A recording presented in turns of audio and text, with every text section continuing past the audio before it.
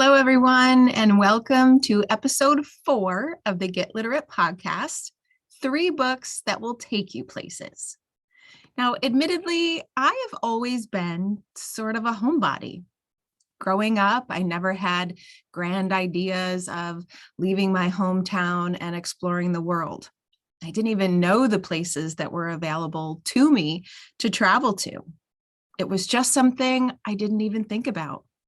Our summer trip to Maine, the quick visit to Pennsylvania Hershey Park, well, it really was all that I needed growing up. It really was all that I needed even as I became an adult and a mother. I loved our beach trips to Maryland. I loved going to Virginia Beach, but I never really had grand plans to visit anywhere far away. That is until COVID. COVID made me realize being forced at home is different than choosing to stay home. And being forced to stay home for so long has definitely given me a serious case of wanderlust. It didn't help that I became slightly addicted to a Facebook group called View from My Window during quarantine. This amazing Facebook group was filled with people who were posting literal views from their actual windows all over the world every day. There were places posted that I didn't know existed.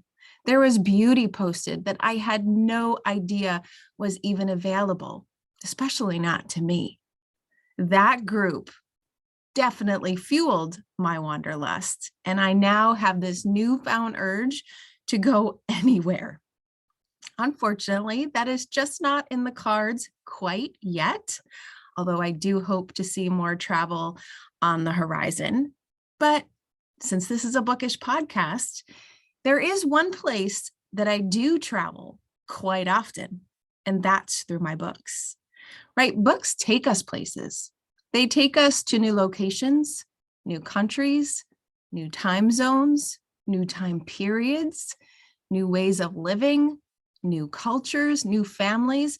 Books are an escape, and books have the potential to take us places that we could never, ever go in real life, or we haven't ever known that we would want to go there in real life. I'm thinking of Jennifer Niven's All the Bright Places. I had no idea I wanted to go to Indiana so much and find all of those bright places. Or Jenny Colgan. She cemented my desire to get to Paris, not necessarily to see all the sights, but to see the chocolate and the beautiful bakeries that I know I would get my hands on. Jenny Colgan also made me realize that the Scottish countryside is something that I desperately want to see and experience. The smells, the feel of the air, I definitely want it all. Now, Emily Henry, well, she helps me escape too, especially in all the people you meet on vacation, right? We didn't just get to go one place in that book. We went to vacation after vacation after vacation that left me with a bucket list full to the brim. And even if I'm sticking closer to home, Kate Claiborne gave me a New York escape, blending what I love, hand lettering, with a place that is actually quite possible for me to visit right now, living only a couple of hours away in New York City. So combined with the books that I'm reading, combined with the forced quarantine of COVID, and with the view from my window that seriously stirred up my wanderlust, I'm looking this summer to take me places through the books that I'm reading. I'm going to satisfy that wanderlust through my TBR stack. And I've got 3 books that are going to take me places that hopefully could take you places too. Now, this is a little bit different than our other podcast episodes because I actually have not read any of these books. These books are literally on my current TBR stack, waiting for me to hop on a flight, dive in the pages, and go to a new destination.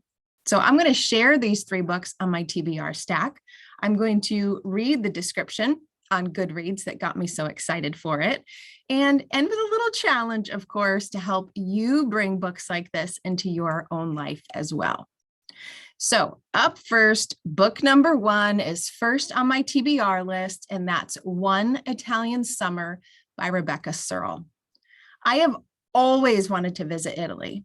Even if I didn't have a serious desire to travel when I was younger, Italy was always at the top of my list.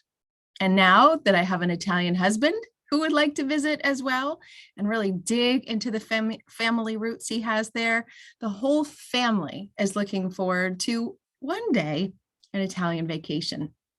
Here's what Goodreads has to say about One Italian Summer.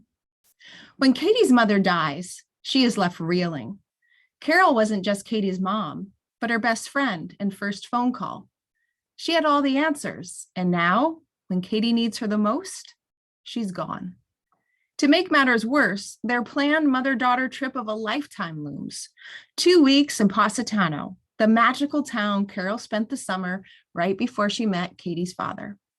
Katie has been waiting years for Carol to take her, and now she's faced with embarking on the adventure alone. But as soon as she steps onto the Amalfi coast, Katie begins to feel her mother's spirit. Buoyed by the stunning waters, beautiful cliffsides, delightful residents, and of course, delectable food, Katie feels herself coming back to life. And then Carol appears in the flesh, healthy, suntanned, and 30 years old. Katie doesn't understand what is happening or how. All she can focus on is that she has somehow impossibly gotten her mother back. Over the course of One Italian Summer, Katie gets to know Carol, not as her mother, but as the young woman before her. She is not exactly who Katie imagined she might be, however, and soon Katie must reconcile the mother who knew everything with the young woman who does not yet have a clue. Oh, can you imagine? I cannot wait to get my hands on this book. Not only am I going to be transported to the Italian countryside, but I'm going to have a mother-daughter family saga, which is one of the best kinds of fiction that I love to dig into. This checks all the boxes for me. I know it's going to have a strong sense of place. It has that family drama that I love to wrap my head around, and it's got characters that I know I'm going to relate to. And not only that, I'm pretty sure there's going to be some kind of lesson that I'm going to learn about mother-daughter relationships along the way. So that's first up in my stack, One Italian Summer by Rebecca Searle. Next up is Mexican Gothic by Silvia Moreno Garcia. This cover is beautiful. The cover caught my eye. The description made me definitely want to pick it up. So here's what Goodreads has to say about Mexican Gothic. After receiving a frantic letter from her newlywed cousin begging for someone to save her from a mysterious doom, Naomi Taboada heads to High Place, a distant house in the Mexican countryside. She's not sure what she'll find. Her cousin's husband, a handsome Englishman, is a stranger, and Noemi knows little about the region. Noemi is also an unlikely rescuer. She's a glamorous debutante, and her chic gowns and perfect red lipstick are more suited for cocktail parties than amateur sleuthing. But she's also tough and smart, with an indomitable will, and she is not afraid. Not of her cousin's new husband, who is both menacing and alluring. Not of his father, the ancient patriarch, who seems to be fascinated by Noemi. And not even of the house itself, which begins to invade Noemi's dreams with vision of blood and doom. Her only ally in this inhospitable abode is the family's youngest son. Shy and gentle, he seems to want to help Noemi, but might also be hiding dark knowledge of his family's past. For there are many secrets behind the walls of High Place. The family's once colossal wealth and faded mining empire kept them from prying eyes. But as Noemi digs deeper, she unearths stories of violence and madness. And Noemi, mesmerized by the terrifying yet seductive world of High Place, may soon find it impossible to ever leave this enigmatic house behind. Admittedly, this is not the kind of book that I would tend to gravitate to. My comfort zone in books is realistic fiction, yes, but it's in stories, as I mentioned, that have family dramas, although this one certainly does. They are stories that are steeped with characters that I can relate to and learn from. There's drama, but not usually mystery, and there usually isn't any violence or fear of that kind of behavior in the books I tend to read. I read for comfort, and my book choice selects that. But if I'm looking for books to take me places, I want them to literally take me places to a location that I have not yet been to. And I want them to take me to new places in my reading life too. So this book is a little bit of a stretch for me, but I am definitely here for it. The description has that family saga that I love. I know I am going to get steeped in that strong sense of place and the Mexican culture. And it's going to be one that when I close that last page, I know I'm going to be glad that I pushed myself to give something different a try. You might think about that in your own reading life. Books can take us places physically, or I guess not physically, but geographically, but they can also push us out of our comfort zones as well. And starting with books that push you out of your comfort zones is a really great place to begin stretching that comfort zone in your actual life too. Now, the third book is Metropolis by B.A. Shapiro. So I very much loved The Authenticity Project by Claire Pooley. I loved how we met character after character and after character, and how entwined they were throughout the story based on this one notebook that circulated between them. So when I started looking for books that were like The Authenticity Project, so I could get more of that, Metropolis kept coming up on my list, whether it was from a Google search, from a reading list on a blog, or even recommendations from some of my bookish Facebook groups. But not only did it check that box, it checked the location box as well. It takes place in New York City.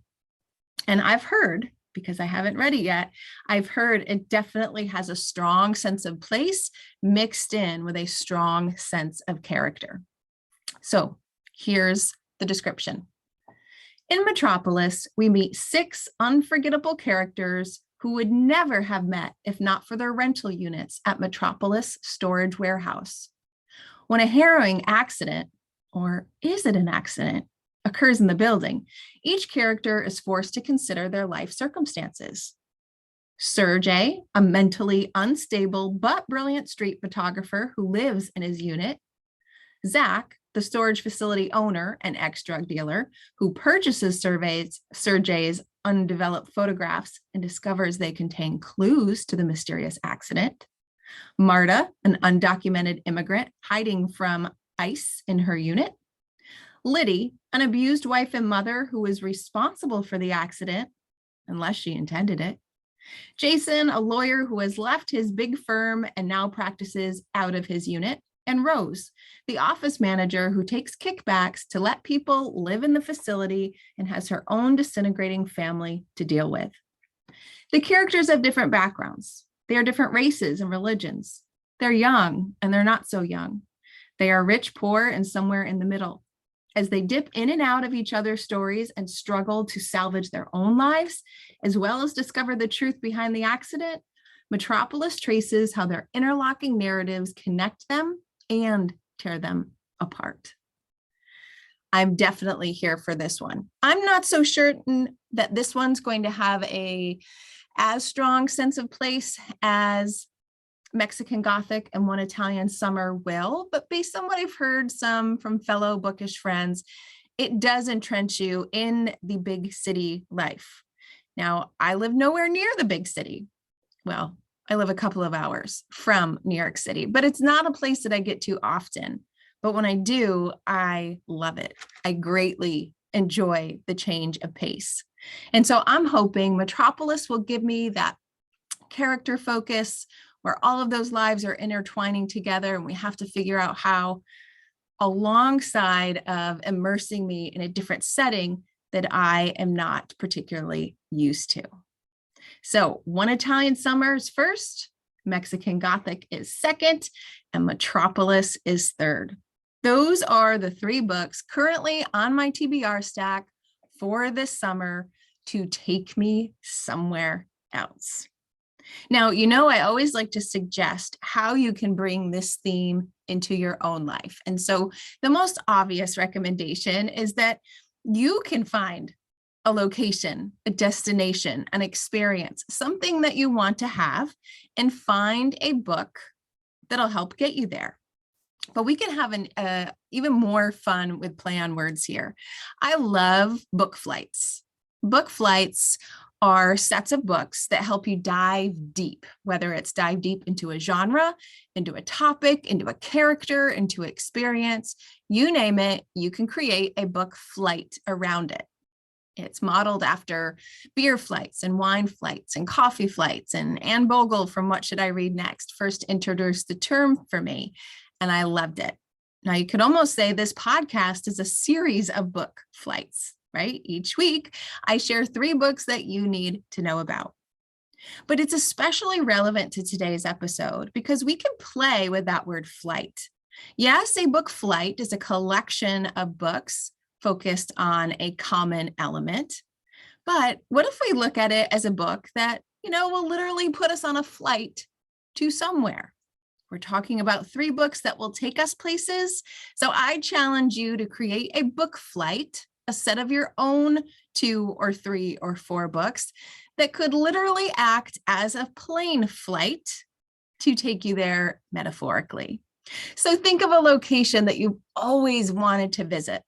Think of your bucket list and the places it would take you. Find a book that will satisfy that particular wanderlust. Go to Google, search for it. Go to your favorite blogs, search for it. Ask your librarian or your favorite local bookseller to suggest something. The idea is that even if you can travel this summer, but especially if you can't, let's travel somewhere together through the pages of our books.